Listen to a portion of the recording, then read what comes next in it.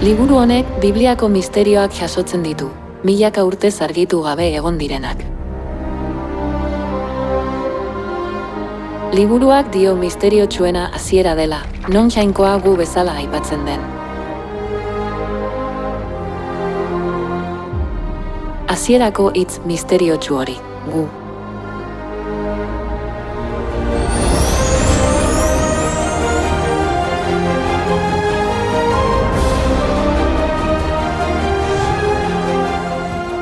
Aita Jainkoak gizakia sortu zuenean, ez zuen esan, egin dezadan gizakia, baizik eta esan zuen, egin dezagun gizakia.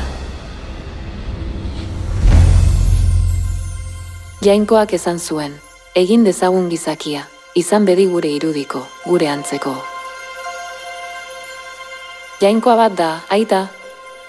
Orduan, zergatik ageri da Jainkoa gu giza Biblian? Sortzailearen misterioa hasiera lehen kapituluko lehenengo bertsotik hasten da. Hasieran Jainkoak zeru lurrak egin zituen. Bibliaren jatorrizko testuan, Toran, Elohim bezala idatzita dago, hau da, Jainkoak. Hau da, sortzailea ez da aita Jainkoa soilik.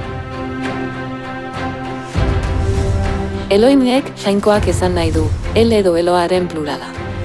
Jainkoa singularrean adierazten duena.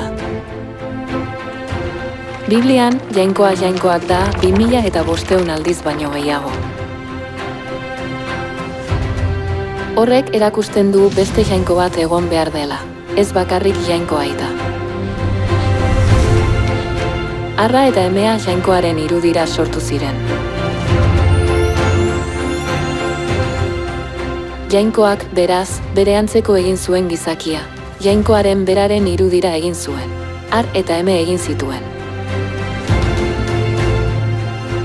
Gizona Jainko aitaren irudira sortu zen.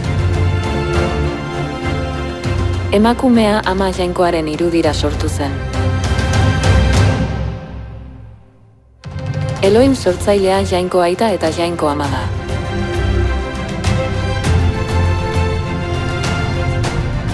Eta profetizatuta dago Jainkoa azken egunetan agertuko dela. Semearen aroan Jainkoa Jesus bezala agertu zen. Espiritu Santuaren aroan, zer itxuratan agertuko da Jainkoa gizateria salbatzeko?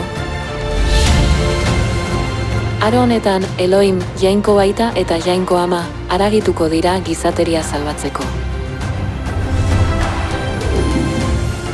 Espirituak eta emazteak diote, zatoz. Entzuten duenak ere esan beza, zatoz. Egarri dena betor, eta garbeza doan, nahi badu, biziaren ura.